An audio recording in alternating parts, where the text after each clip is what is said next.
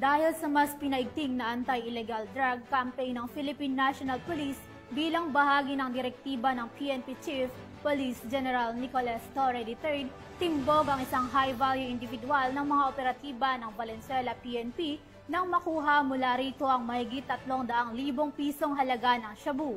Yan ang balitang aking tinutukan.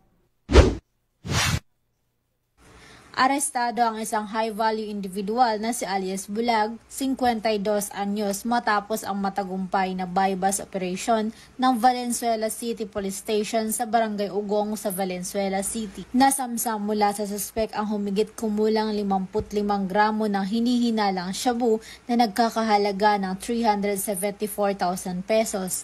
Na-recover din ang mga perang ginamit sa iligal na operasyon kasama ang isang pitaka.